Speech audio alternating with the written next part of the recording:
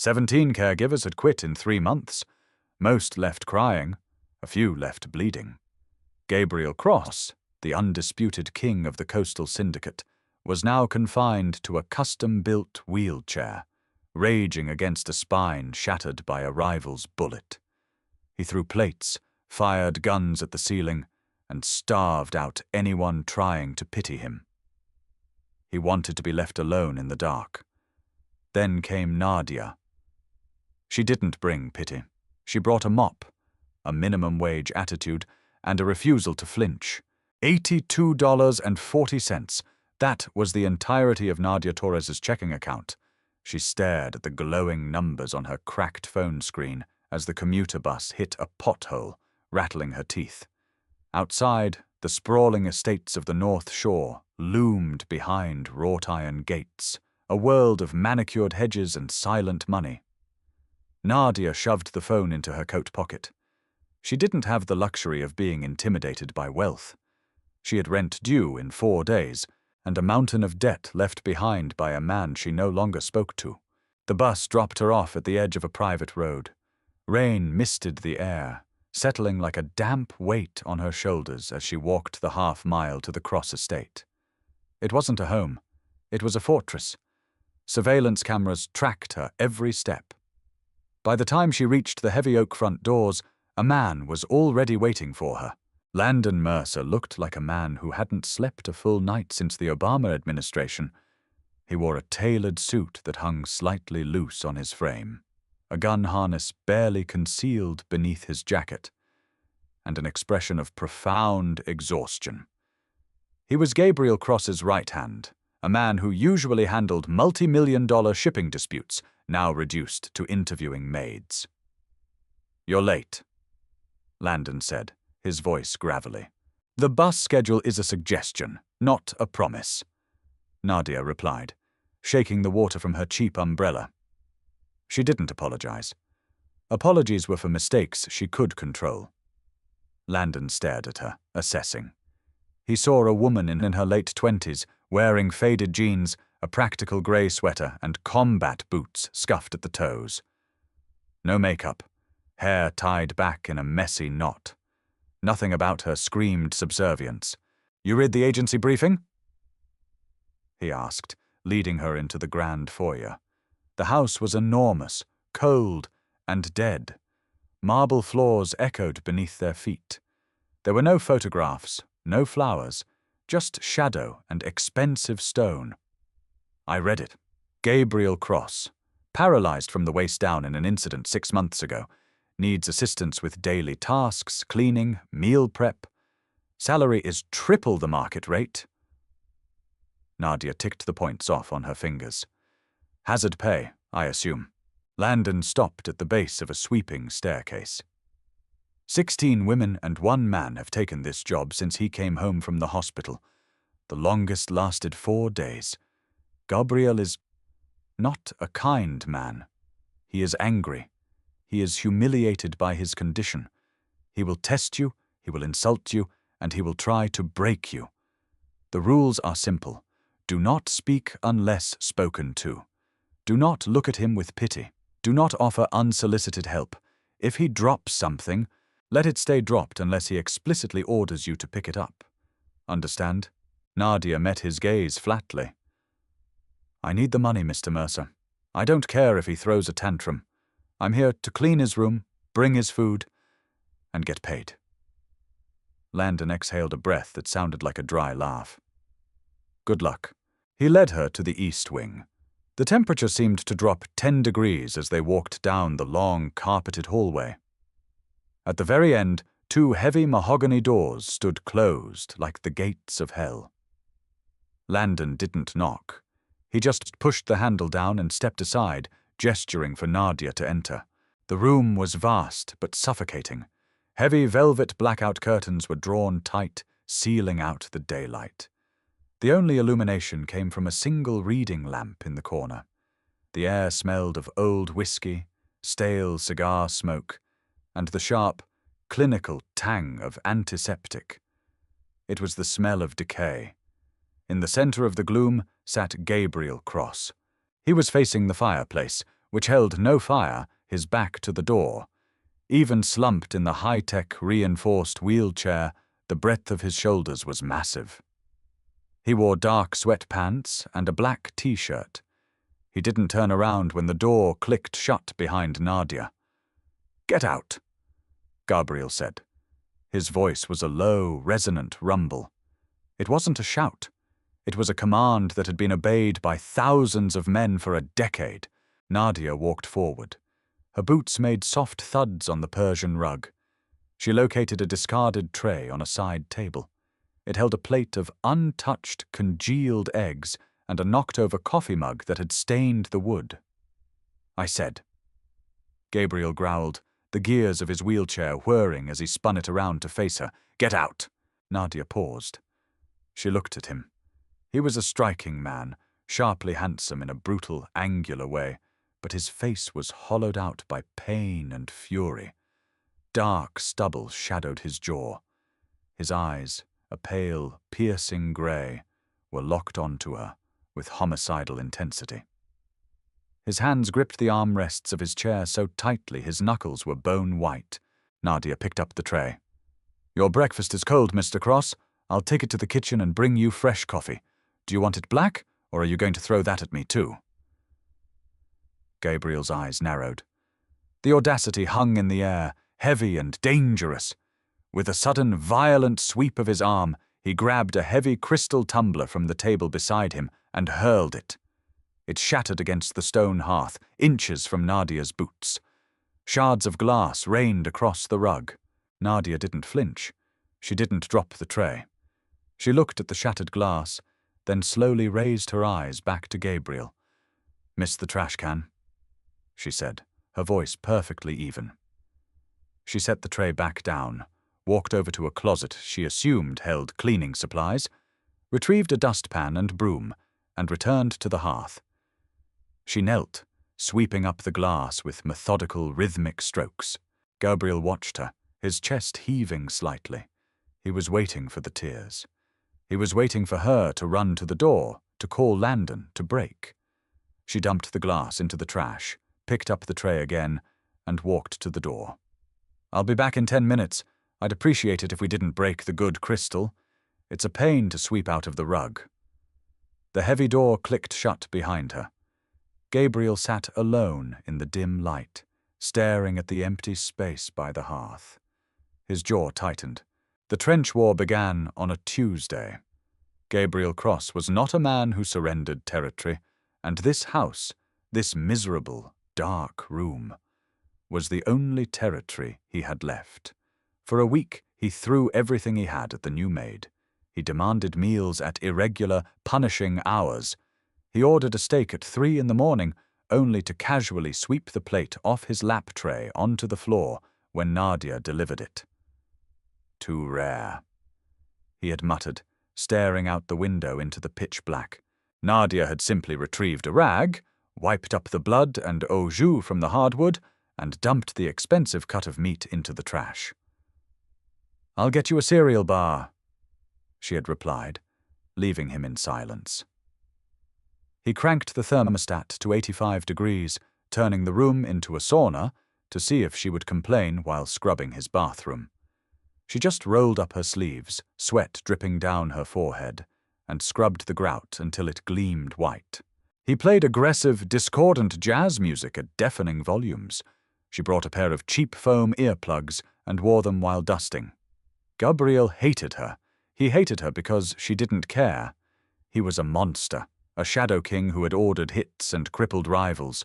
He was terrifying. But to Nadia Torres, he was just a mess she was paid to clean. Her absolute refusal to be intimidated stripped him of his remaining power. On the 8th day, the air in the mansion was thick with humidity from a brewing coastal storm. Gabriel was in a particularly foul mood. His legs, though dead to the world, were torturing him. Phantom nerve pain fired off in his calves and thighs like electric shocks.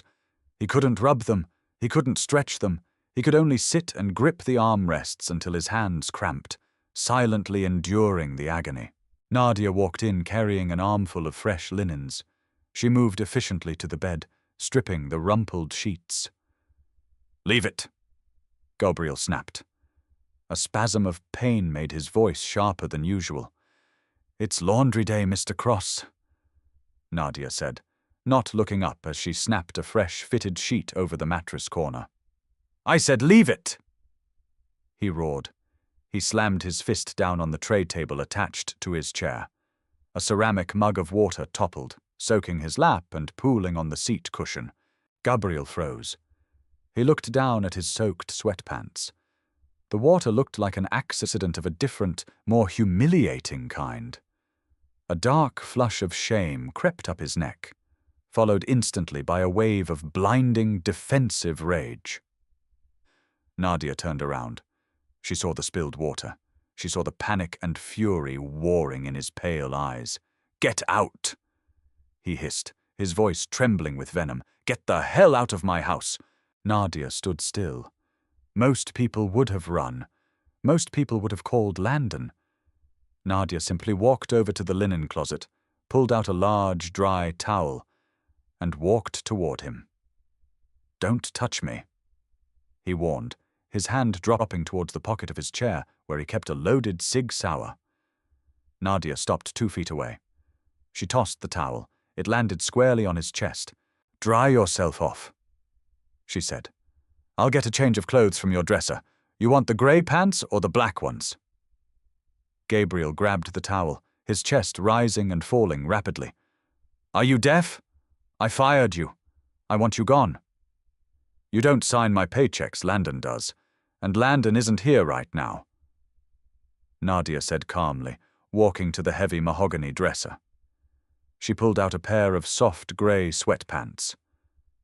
"Besides, you're not mad at me. You're just in pain." "You don't know a damn thing about me!" he spat, vigorously scrubbing the water off his lap, trying to hide the fact that his hands were shaking from the nerve spasms. "I know you're miserable," Nadia said, turning around with the pants. She leaned against the dresser, crossing her arms. "I know you're used to everyone being terrified of you. I know you act like a rabid dog so people will leave you alone, because if they get close, they might see that you can't walk, and you think that makes you less of a man." Silence slammed into the room. It was absolute and deafening. Gabriel stopped wiping his legs. He stared at her, his eyes wide with a mixture of shock and lethal promise. Nobody spoke to him like that. Men had been buried in the foundations of the city's skyscrapers for far less. "You have a death wish," he whispered. "I have a mountain of debt and rent to pay," Nadia corrected him. "I've shoveled fryer grease at a roadside diner until my hands blistered. I've had collections agents scream at me over the phone every day for 2 years because my idiot ex-boyfriend forged my signature on a loan. Your bad mood is a vacation compared to being poor, Mr. Cross." She walked over and laid the dry pants on his bed. "Call me when you're changed. I need to finish making the bed." She turned her back on him and walked toward the door. "Nadia," he said. It was the first time he had used her name. It stopped her with her hand on the brass doorknob. She didn't turn around. "I can't dress myself," he said. The words sounded like they were dragged over broken glass. The admission was a surrender, forced out of him by the sheer exhaustion of holding up his armor. Nadia closed her eyes for a brief second. She took a slow breath, letting go of her own defensive frustration. When she turned around, her expression was neutral, devoid of the pity he dreaded. "All right," she said, walking back toward him. "Let's figure it out. Lean forward." For the next 10 minutes, they worked in silence. She didn't treat him like a patient, and she didn't treat him like a king. She treated him like a heavy piece of furniture that required a specific mechanical approach to move. She braced him. She instructed him on where to hold his weight, and she efficiently swapped his damp clothes for dry ones. When it was done, Gabriel slumped back into his chair, out of breath, staring at the floor. Nadia gathered the wet clothes and the towel. "Thank you," he muttered, the words barely audible over the hum of the air conditioning. Nadia paused at the door. I prefer the black coffee, by the way. If you're going to throw things, at least make it something that smells good. She shut the door. Inside, for the first time in 6 months, Gabriel Cross let out a huff of breath that sounded suspiciously like a laugh. The truce, if it could be called that, was fragile. Gabriel stopped throwing plates, but the brooding silence remained. He was a man trapped in his own head, calculating lost revenues, tracking the movements of his rivals through encrypted messages on a burner phone, and obsessing over the weakness of his own body. 3 weeks into Nadia's employment, a massive nor'easter slammed into the coastline. The wind howled like a wounded animal, rattling the reinforced glass of the mansion's windows. The power grid failed at 2 a.m., plunging the estate into darkness before the backup generators hummed to life, casting a sterile, flickering yellow light through the hallways. Nadia was asleep in her small adjoining quarters. She woke with a start, the sound of a heavy, muffled crash vibrating through the wall. She threw off her blankets, shoved her feet into her boots without tying them, and grabbed her flashlight. She rushed into the hallway and pushed open Gabriel's heavy doors. The backup lights in his room hadn't kicked on. It was pitch black. "Mr. Cross?" she called out, clicking on her flashlight. The beam cut through the dark, sweeping over the empty bed. The wheelchair sat vacant by the nightstand. Her heart hammered a sudden, panicked rhythm against her ribs. She swept the beam toward the floor at the foot of the bed. Gabriel was on the ground. He was lying on his side, his powerful upper body propped up on one elbow, his chest heaving with exertion. A plastic pill bottle lay a few feet away, its contents heavy white painkillers scattered across the rug like fallen teeth. He had tried to reach for them from his chair, overextended, and tumbled out. The beam of her flashlight hit his face. He flinched, throwing a massive forearm up to shield his eyes. "Turn that damn thing off," he snarled, his voice thick with pain and humiliation. Nadia immediately lowered the beam, aiming it at the floor so it provided a pool of ambient light without blinding him. She moved quickly, dropping to her knees beside him. "Don't touch me," he warned, his voice dangerously low. "Get Mercer. Get the guards. Mercer sleeps in the West Wing. It'll take him 5 minutes to get here, and the intercoms are down with the power," Nadia said practically. She didn't sound scared. She sounded like she was assessing a flat tire. "You want 4 of your armed meatheads to come in here and see you on the floor, or do you want me to help you up?" Gabriel clenched his jaw. In the dim light, she could see the sheen of cold sweat on his forehead. The phantom pains were back. His legs were completely motionless, dead weight anchoring him to the floor, but his brain was telling him they were on fire. He let out a low, involuntary hiss of pain through his teeth. "You can't lift me," he ground out. "I weigh 220. "I know I can't lift you," Nadia said. She crawled over to the scattered pills, scooped up 2 of them, and grabbed a half-empty glass of water from the nightstand. She held them out to him. "Take these first. Your nerves are misfiring." He looked at her hand, then at her face. The defensive fury was still there, but beneath it was a raw, agonizing vulnerability. He took the pills, tossed them dry into his mouth, and took a swig of water. "Now," Nadia said, setting the glass down. "I'm going to lock the brakes on your chair. I'm going to sit on the floor behind it and brace the wheels with my back so it doesn't tip. You're going to grab the armrests and pull yourself up. You have the upper body strength to do it. You just need a solid anchor." Gabriel stared at her. "If the chair tips, it's going to crush you." "Then don't tip it," she said flatly. She moved around the chair, double-checking the manual locks on the wheels. She wedged herself between the heavy bed frame and the back of the wheelchair, planting her boots firmly against the wheels and pressing her back against the spine of the chair. "All right," Nadia said, her voice steady. "Anchors set. Pull." Gabriel dragged himself across the rug. The physical effort was immense. Every movement was a reminder of his brokenness. He grabbed the left armrest, then the right. His biceps bulged, tendons standing out sharply against his neck. "Brace it," he grunted. "I've got you," Nadia replied, digging her heels in. With a guttural roar, Gabriel heaved himself upward. The chair groaned under the sudden, violent shift in weight. It tipped backward slightly. Nadia gritted her teeth, throwing all her weight forward, ignoring the hard metal digging into her spine. "Come on," she urged. Gabriel twisted, swinging his dead lower half around, and dropped heavily into the seat cushion. The chair slammed back down onto all four wheels. They both sat there in the dim light, breathing hard. Nadia slowly crawled out from behind the chair, rubbing her lower back. She sat cross-legged on the rug in front of him, the flashlight still illuminating the floor between them. Gabriel leaned his head back against the headrest, staring up at the dark ceiling. His chest rose and fell in heavy, jagged rhythms. The silence stretched for a long time, broken only by the wind howling outside the window. "Why do you stay?" he asked finally. He didn't look at her. The anger was gone from his voice, replaced by a hollow exhaustion. "It's not just the money. You could get an easier job. You could leave. Everyone else did." Nadia picked up a stray pill from the rug, rolling it between her fingers. "Because you're not the only one who feels paralyzed, Mr. Cross." Gabriel slowly lowered his head, his pale eyes meeting hers in the shadows. "I owe $80,000 to people who don't care if I live or die," Nadia said, her voice quiet but hard. "I wake up every day knowing I'm trapped. I go to sleep knowing I'm trapped. You have a broken spine. I have a broken life.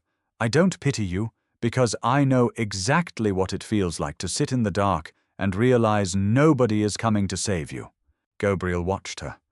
For the first time, he didn't see a maid. He didn't see an employee.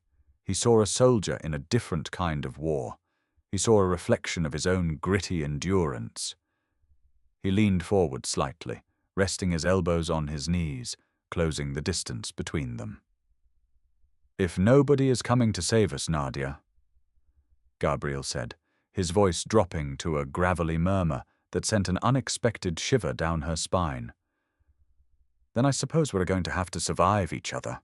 Nadia met his gaze, the heavy silence binding them in the flickering shadows. She didn't look away. "I suppose we are," she said. Tension hung in the formal dining room like a layer of thick, invisible smoke. 4 men sat around the long mahogany table. Landon Mercer stood by the window, his posture rigid. At the head of the table sat Gabriel. He wore a crisp, dark suit jacket over a black shirt. From the waist up, he was every inch the undisputed boss of the coastal families. Nadia moved silently through the room, pouring coffee from a heavy silver carafe. She had been instructed to remain invisible, a piece of the furniture that occasionally provided caffeine. She was good at it. Years of working in diners had taught her how to shrink her presence, how to observe without being observed. She noticed things. She noticed how the man to Gabriel's right, a broad-shouldered enforcer named Dominic, kept tapping his heavy gold ring against the saucer. It was a nervous tick, but also a test of patience. She noticed how Dominic's eyes kept dropping to the wheels of Gabriel's chair, barely visible beneath the edge of the table. "The waterfront project is bleeding cash, Gabriel," Dominic said. His tone was respectful, but the underlying edge was sharp enough to cut glass. "The unions are striking. They know we're short on muscle down at the docks. We need a show of force. We need you down there." Gabriel didn't blink. He lifted his espresso cup, taking a slow sip. "I handle the unions from here, Dominic. You handle the street-level noise." That was the arrangement. "Arrangements change," Dominic countered, leaning forward slightly. "Word on the street is that you're slipping, that you're tied to that chair and can't protect the shipments. The Colombians are getting bold. They hijacked 2 trucks Tuesday." The room went dead silent. Landon stepped away from the window, his hand instinctively brushing the interior of his jacket.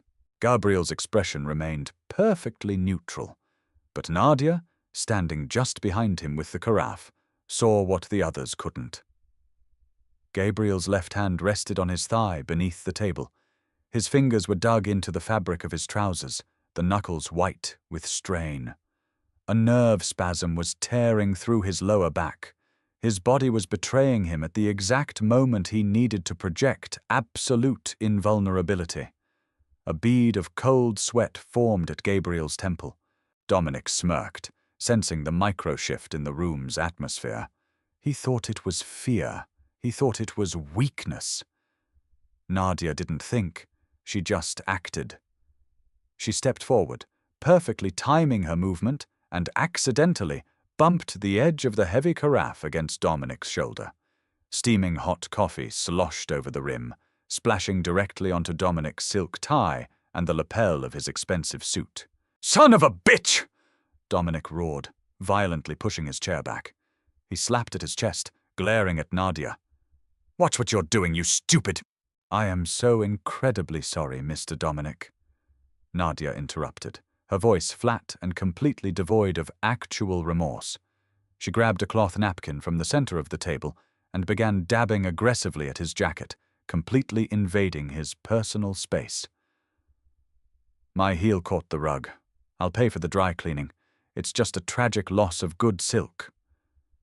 "Get off me," Dominic snarled, shoving her hand away. Gabriel's voice cut through the chaos like a whip. "Dominic." Dominic froze. He looked at Gabriel. The spasm had passed. Gabriel's face was a mask of cold, terrifying authority. The brief moment of vulnerability was gone, swallowed by the sudden distraction Nadia had created. "Do not raise your voice to my staff in my home," Gabriel said quietly. The volume made the threat infinitely worse. "And do not ever mistake my physical location for a lack of reach. If the Colombians took 2 trucks, you will burn 4 of their warehouses by midnight. If you can't manage that, I will find a capo who can. Are we clear?" Dominic swallowed hard, the bravado evaporating. He wiped at his ruined tie. "Crystal, boss." "Meeting adjourned?" Gabriel said. The men filed out quickly, Landon escorting them to the front doors. When the heavy doors clicked shut, leaving Nadia and Gabriel alone in the dining room, the silence rushed back in. Gabriel slowly let his head fall forward, resting his chin on his chest. He took a long, ragged breath, his shoulders slumping as the adrenaline faded, leaving only the grinding ache in his spine. Nadia quietly began stacking the coffee cups onto her tray. "You did that on purpose," Gabriel murmured, without looking up. "I have no idea what you're talking about," Nadia said. She wiped a drop of spilled coffee from the polished wood. "I'm incredibly clumsy. It's a miracle I haven't broken my own neck on these rugs." Gabriel finally lifted his head. He looked at her, his pale grey eyes searching her face. There was no mockery there, just a quiet, unyielding solidity. She had seen him weak. She had seen him failing. And instead of exploiting it, she had thrown herself into the line of fire to cover him. "Dominic is a dangerous man," Gabriel said. "He has a short temper and a long memory. You shouldn't have put a target on your back for me." "Mr. Cross," Nadia said, hoisting the heavy tray onto her hip. "I've handled line cooks high on meth-wielding meat cleavers because I sent back an undercooked burger. A guy in a shiny suit with a coffee stain doesn't scare me." A slow, genuine smile broke across Gabriel's face. It was a small thing, barely curving his lips, but it transformed him entirely. The harsh lines of his face softened, revealing the fiercely intelligent, charismatic man buried beneath the trauma. "Thank you, Nadia," he said quietly. Nadia felt a strange, sudden tightness in her chest. She ignored it, nodding briskly. "I'll bring you an ice pack for your back. 10 minutes." She walked out of the room, her boots echoing on the hardwood, leaving Gabriel looking after her, the dark shadows in the room feeling just a fraction lighter. 2 days later, The air conditioning in the West Wing failed. Landon was tied up coordinating the retaliation against the Colombians, leaving Nadia to deal with the repair technicians. She spent the morning sweating through her shirt, leading heavily tattooed HVAC guys through the maze of the estate. By noon, she was exhausted. She retreated to the massive industrial kitchen to grab a bottle of water and 5 minutes of peace. She didn't get it. Dominic stepped out of the walk-in pantry, a green apple in his hand. He wasn't wearing his usual suit. He wore a dark Henley and leather jacket, looking less like a businessman and more like the enforcer he truly was. Nadia stopped halfway across the kitchen. The hairs on the back of her neck stood up. The estate had heavy security. Dominic shouldn't have been wandering the house unescorted. "Hot day," Dominic said, taking a loud bite of the apple. He chewed slowly, his dark eyes fixed on her. "You're working hard, Nadia, right?" "It's Nadia?" "It is," she said, keeping her tone neutral. She walked to the industrial fridge, pulled out a bottle of water, and turned back to face him. She didn't want him behind her. Dominic tossed the half-eaten apple into the sink. He closed the distance between them, leaning against the butcher block island, effectively blocking her path to the door. "I've been thinking about the other day. In the dining room," Dominic said. His voice was casual, but his eyes were predatory. "You've got a lot of nerve for a maid, but I also think you've got good eyes. You see things." "I see dust," Nadia said flatly. "I clean it. That's the extent of my vision." Dominic chuckled, a dry, ugly sound. "Don't play dumb. You saw him sweating. You saw the spasm. The king is broken, Nadia. The throne is empty. He just doesn't have the decency to get out of the chair." Nadia unscrewed the cap of her water bottle, taking a sip to buy a second of time. Her heart was beating a frantic rhythm, but her face remained carved from stone. "I have no idea what you're talking about," she repeated. Dominic sighed, dropping the friendly act. He stepped closer. He was a massive man, easily tipping 250 pounds of muscle. He boxed her against the stainless steel counter. "Here's the deal, sweetheart," he said, dropping his voice.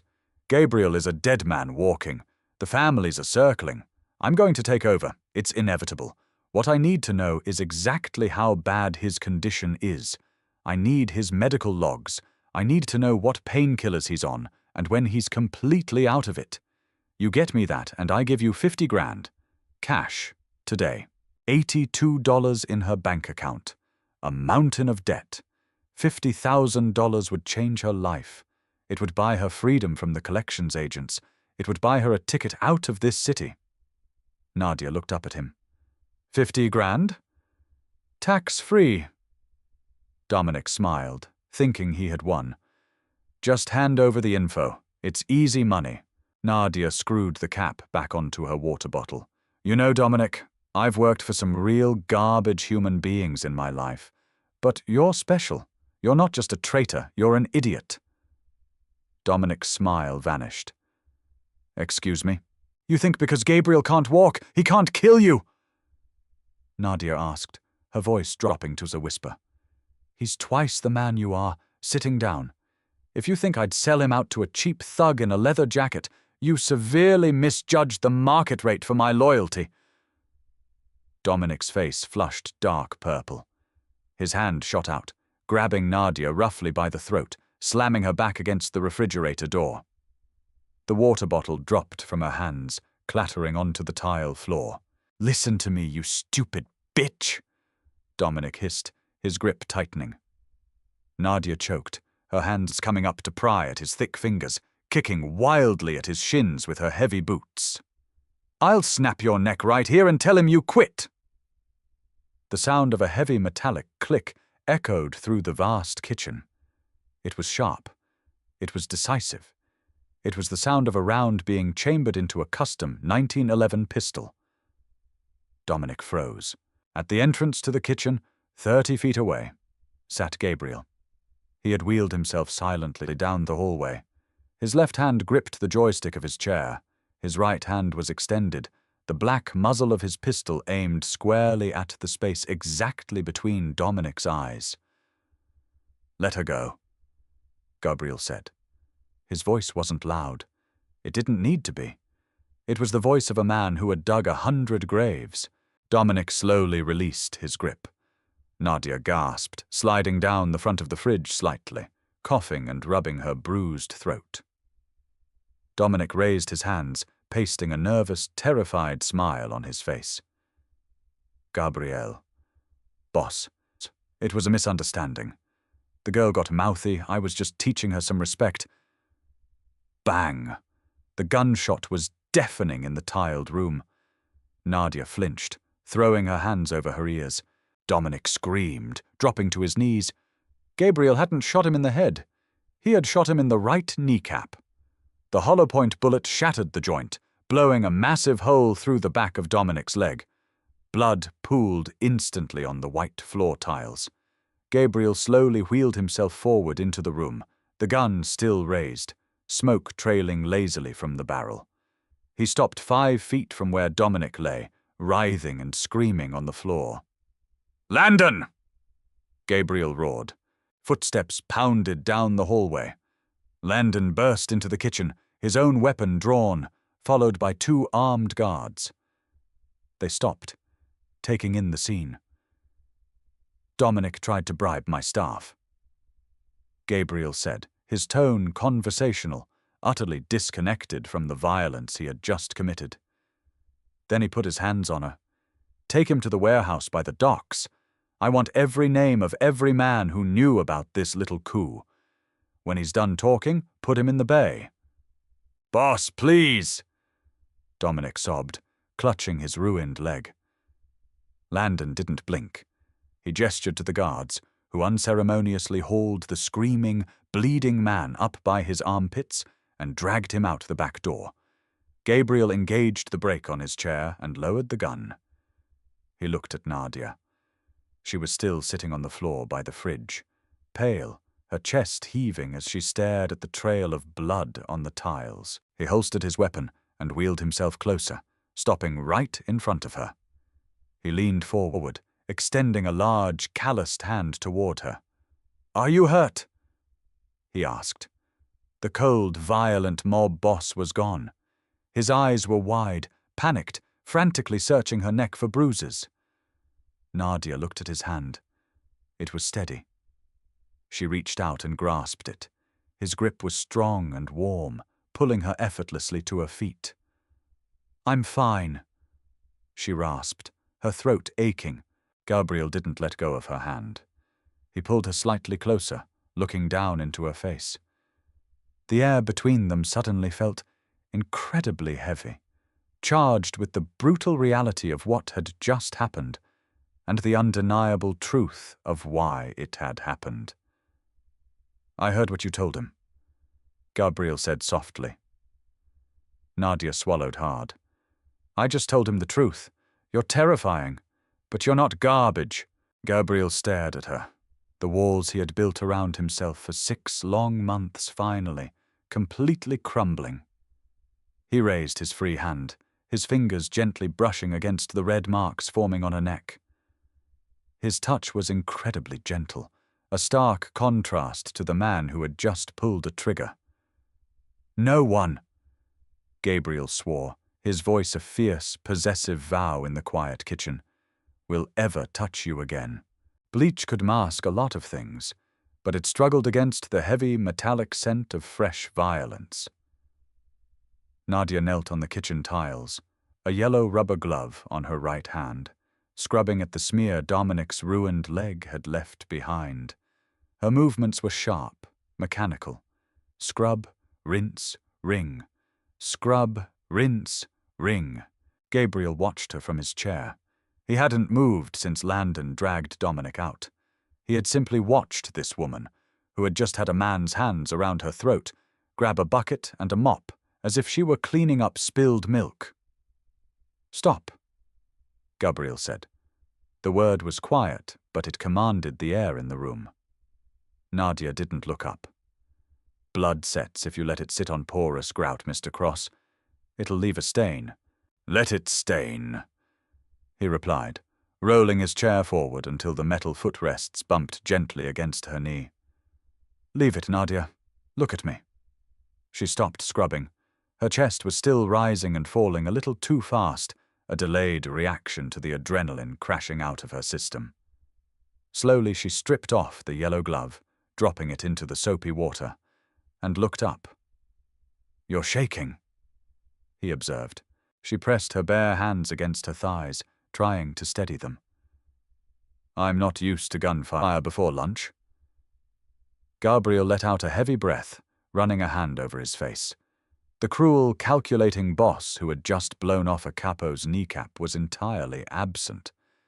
In his place was a deeply exhausted man, staring at a problem he couldn't solve with a bullet. You should pack your things, he said softly. Nadia stiffened. You're firing me. I'm saving you, Gabriel corrected, his grey eyes locking onto hers. Dominic had loyalists. Landon is rounding them up, but the syndicate is a hydra. You cut off one head, 2 more bite back. You stood up to a Maid man to protect me. Word of that will spread.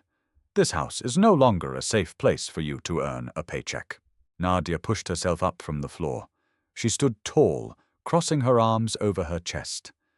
The fear from the attack was receding, rapidly replaced by a stubborn, burning indignation.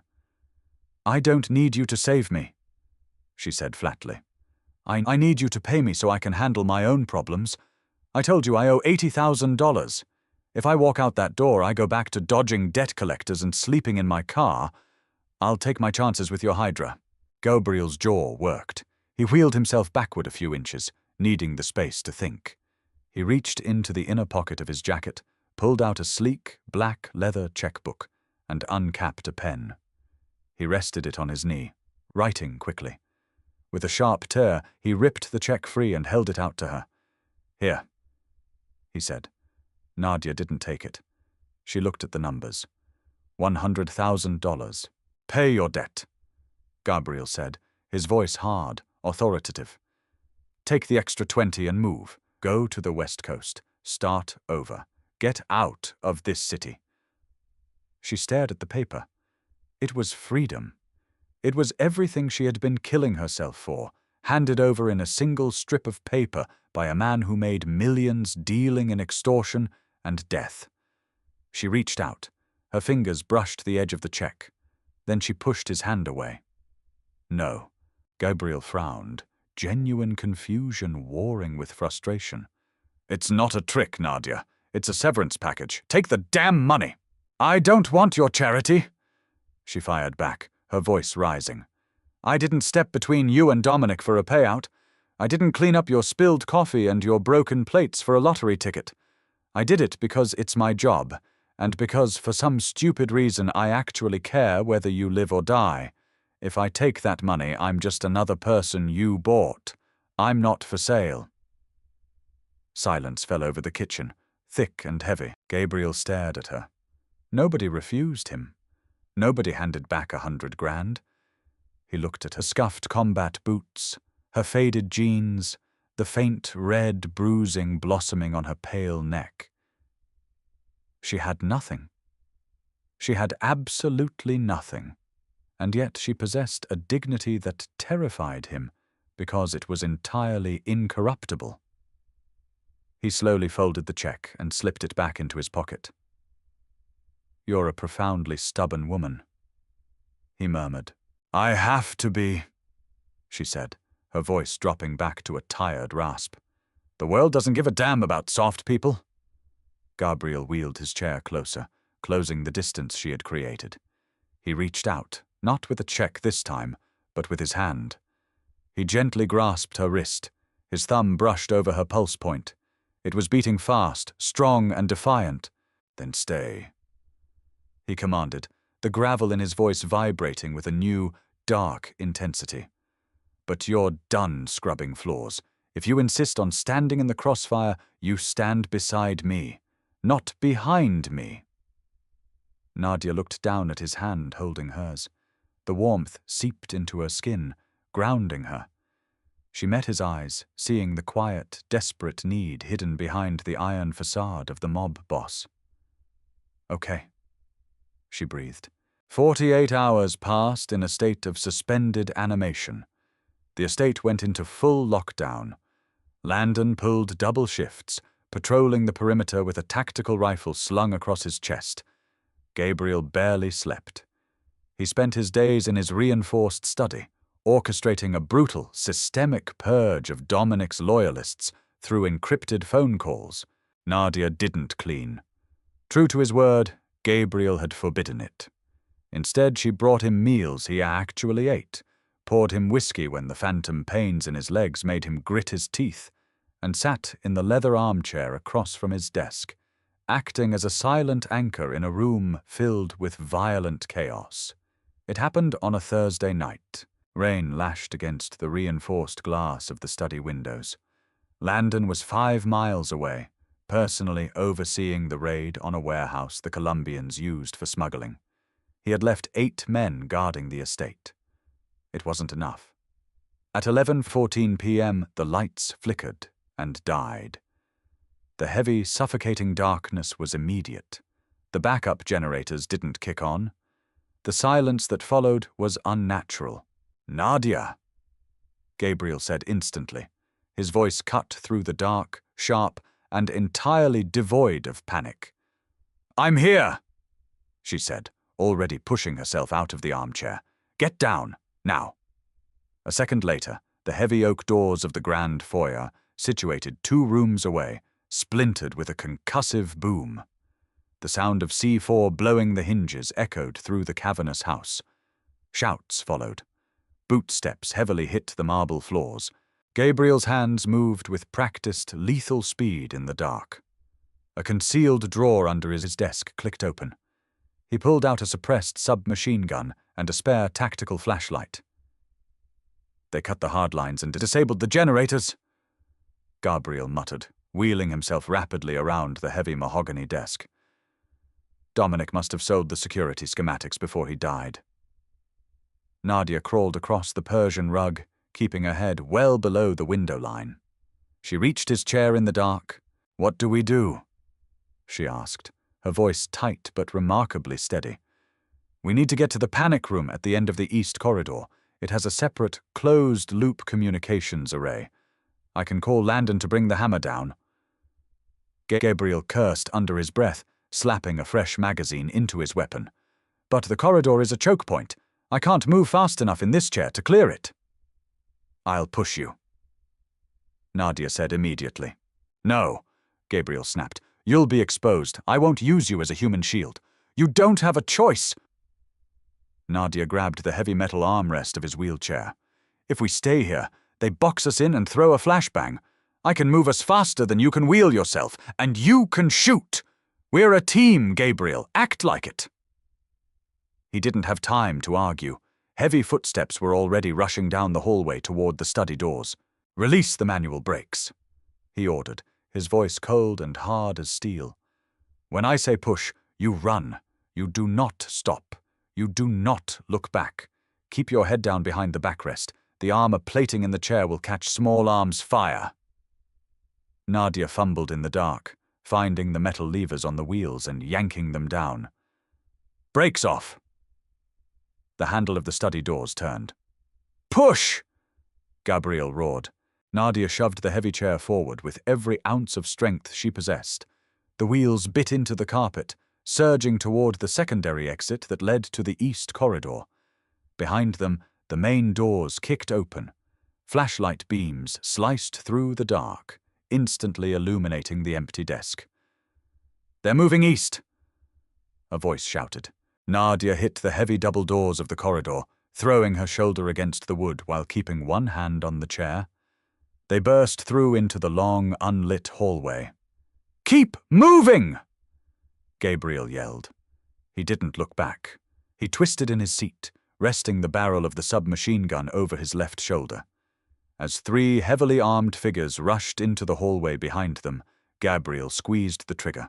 The suppressed weapon spit a flurry of low, rhythmic coughs. Muzzle flashes illuminated the dark in strobing, violent bursts. Two of the men dropped instantly, their armor useless against the armor-piercing rounds. The third dove for cover behind a marble pillar, firing blindly down the hall. Bullets chewed into the drywall around them. A round slammed into the heavy metal spine of Gabriel's wheelchair with a deafening clack, jarring the chair violently. Nadia screamed, but she didn't stop. She dug her combat boots into the carpet, pushing through the burning in her thighs. The panic room door, heavy, reinforced steel, was 30 feet away. "I need to reload!" Gabriel shouted over the gunfire. "Get us to the door!" Nadia sprinted the last 10 feet, shoving the chair hard against the wall beside the steel door. She scrambled in front of Gabriel, grabbing the heavy keypad cover. "Code!" she yelled, her fingers hovering over the glowing numbers. 8042 star! Gabriel commanded, dropping the empty magazine and slapping a new one in. Another man rounded the corner at the far end of the hall. Gabriel brought his weapon up, but before he could fire, the man aimed a heavy shotgun. "Down!" Gabriel roared.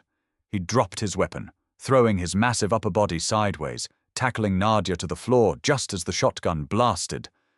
Buckshot shredded the drywall exactly where Nadia's head had been a fraction of a second before. Gabriel landed hard on top of her, crushing her into the carpet. His dead legs tangled awkwardly with the chair, but his torso covered hers completely, acting as a human shield. He grunted in pain as his shoulder hit the ground. Nadia gasped for air under his weight.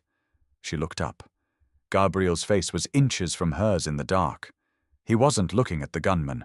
He was looking at her, his pale eyes wild with a frantic, desperate terror that had nothing to do with his own life. He reached out, his hand grasping the dropped submachine gun blindly. Without looking, he aimed down the hallway and held the trigger down until the magazine clicked empty. A heavy thud echoed down the hall.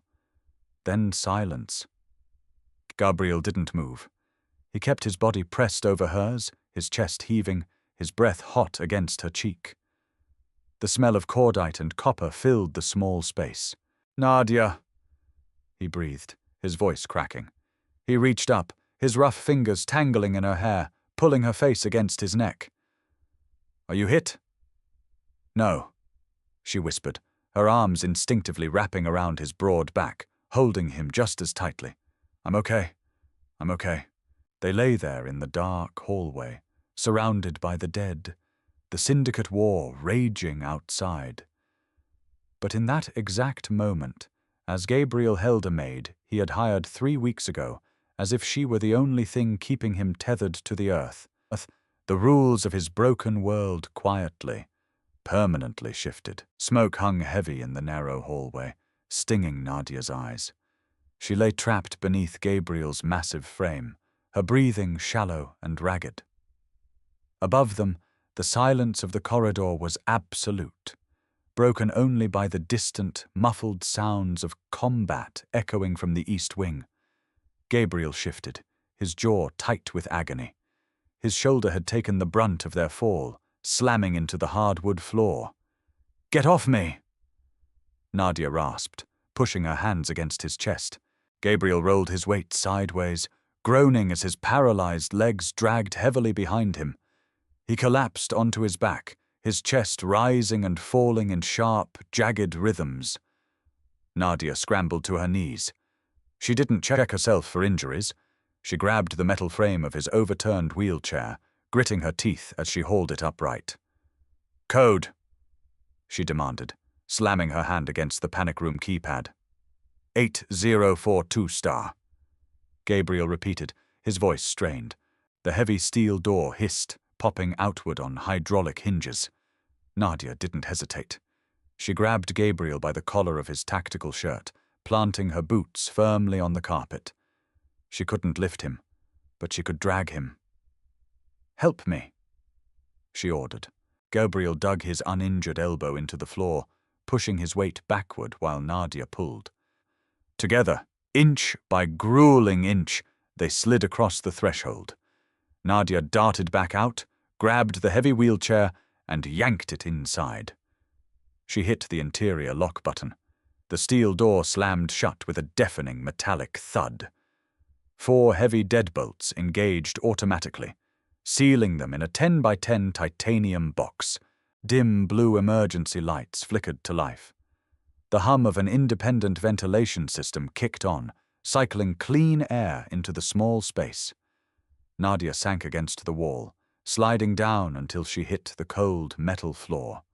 She pulled her knees to her chest, burying her face in her hands. The adrenaline was evaporating, leaving behind a violent, uncontrollable tremor in her hands and legs. Gabriel lay on the floor a few feet away. He didn't try to pull himself into his chair. He just watched her. He saw the violent shaking in her shoulders. He saw the red, angry scrape along her jawline where the carpet had burned her skin. He had built an empire on fear. He had commanded armies of ruthless men. But lying on the floor of a titanium box, stripped of his power, he had never felt a terror quite like the moment the shotgun had gone off. Gabriel dragged himself across the small space. It was ugly, undignified movement, a stark reminder of his broken body. He didn't care. He pulled himself over until he was sitting beside her, leaning his back against the cold wall.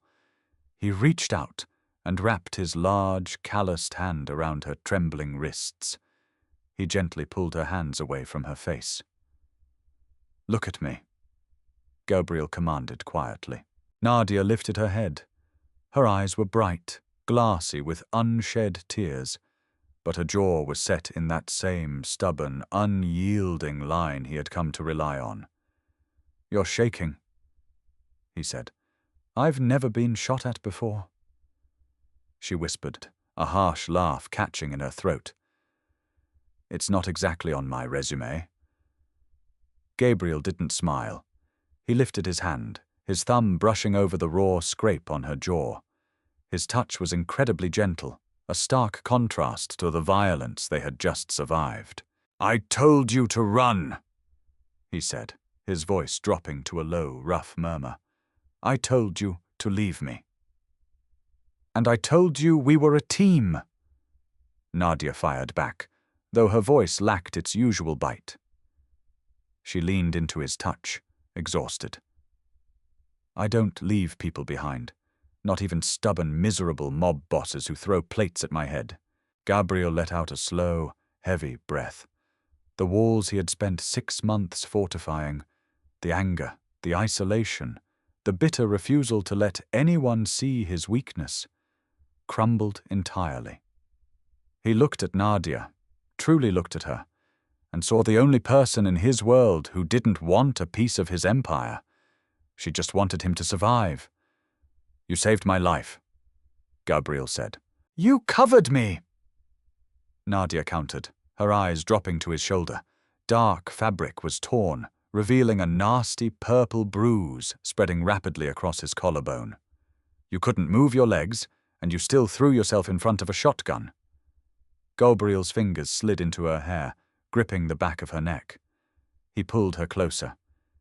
"If I had lost you out there," he whispered, the words ragged, "the bullet wouldn't have mattered. I would have already been dead." He didn't wait for her to answer. Gabriel leaned in and kissed her. It wasn't a gentle, tentative thing. It was desperate, fierce, and tasting of gunpowder and adrenaline. Nadia gasped, her hands instinctively grabbing the front of his shirt, pulling him closer. She kissed him back with the same desperate intensity, a violent affirmation that they were both still breathing. There was no magic in it. His legs still didn't work. His empire was still under siege. But as they clung to each other in the cold, blue light of the panic room, the broken pieces of Gabriel Cross finally found something solid enough to anchor them. The radio console on the wall crackled to life at 3:14 a.m. "Boss?" Landon's voice cut through the static, thick with exhaustion but steady. "We're clear. The perimeter is locked down. We lost 4 men, but the hit squad is neutralized. The Colombians are broken. It's over." Gabriel sat in his wheelchair, fully dressed, his weapon resting on his lap. He pressed the transmit button. "Casualties? Nothing we can't recover from." Landon replied. I'm standing outside the east corridor. You can open the door. Gabriel didn't move immediately. He looked at Nadia. She was sitting in the corner, her knees pulled up, watching him. The fear was gone from her face, replaced by a quiet, assessing calm. Are you ready? Gabriel asked her. I'm not the one who has to face them. Nadia said softly. You are. Gabriel nodded. He wheeled himself forward and punched the code into the keypad. The heavy deadbolts retracted, and the door swung open. Landon stood in the hallway, assault rifle lowered.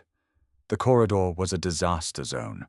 Bullet holes pockmarked the dry wall, and the bodies of the hitmen had already been dragged away, leaving only dark, smeared stains on the carpet. Landon's eyes flicked from Gabriel to Nadia, his expression unreadable, before settling back on his boss. The house is a mess, Landon said simply. Then we rebuild it, Gabriel replied, wheeling himself out of the panic room. His voice was no longer the hollow, angry rasp it had been for 6 months. It carried a new, grounded weight. Call a meeting with the remaining capos. Tomorrow at noon. Anyone who doesn't show up is considered a liability and handled accordingly. Landon nodded sharply. Yes, boss. Gabriel stopped his chair, turning back to look at Nadia, who was stepping out into the ruined hallway. The harsh overhead lights flickered, casting long shadows across her face. Landon, Gabriel said, not taking his eyes off her. Cut Nadia a check for $82,000. Clear her debts by morning. Nadia's head snapped up, her eyes narrowing. We talked about this, Gabriel. I don't want your severance package. It's not severance, Gabriel said flatly. You're fired. Landon raised an eyebrow, stepping back slightly to give them space. Nadia stood frozen, the sting of betrayal hitting her like a physical blow. After everything that had just happened in the dark, he was sending her away. You're firing me, she repeated, her voice dropping to a dangerous whisper. You're a terrible maid, Nadia, Gabriel said, his expression completely serious. You argue with me? You burn the toast? You throw my expensive steak in the garbage? And quite frankly, I refuse to let the woman I love scrub floors for minimum wage. The silence in the ruined hallway was absolute. Nadia stared at him, the air leaving her lungs. Landon politely turned his back, suddenly fascinated by the bullet holes in the ceiling. Gabriel wheeled his chair closer, stopping inches from her boots. He reached up, grasping her hand. You don't work for me anymore, Gabriel told her, his pale eyes fiercely locked onto hers. You don't take orders, and you don't wear a uniform. I spent 6 months sitting in the dark, waiting to die, because I thought a man in a chair couldn't hold a throne. You showed me that the chair doesn't matter. The only thing that matters is who is standing beside it. Nadia swallowed hard, fighting the sudden tightness in her throat. Your world is dangerous, Gabriel. It's violent. It doesn't forgive. I know, he said softly. But I will burn the entire city to the ground before I let anything happen to you. I am asking you to stay, not as my employee, as my equal, as my partner. He didn't offer a ring. He didn't offer a fairy tale. He offered her exactly what she had always fought for: respect, survival, and a place where she didn't have to fight alone. Nadia looked at his hand holding hers. It was scarred and calloused, a hand that had taken lives, but it was also the hand that had shielded her in the dark. She squeezed his fingers tight, a small, genuine smile finally breaking across her bruised face. I take my coffee black, by the way, Nadia said, her voice steady and clear. You can make it yourself tomorrow morning. Gabriel let out a rough, barking laugh, the sound echoing loudly in the shattered hallway. He pulled her down, kissing her in front of Landon, in front of the wreckage of his home, in front of the violent world that was still waiting outside his doors. The undisputed king of the coastal syndicate had finally found his queen. And she wasn't wearing a crown. She was wearing scuffed combat boots, and she was entirely, beautifully fearless. Did Gabriel and Nadia's intense, high-stakes journey leave you breathless? From a paralyzed, furious mob boss to a man who found his equal in a fearless maid, this slow-burn romance proves that true strength isn't about standing up. It's about who stands with you.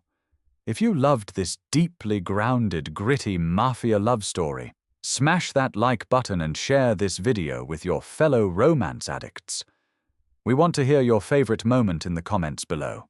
Don't forget to hit subscribe and turn on the notification bell so you never miss our next dark, thrilling, original story. See you in the next one.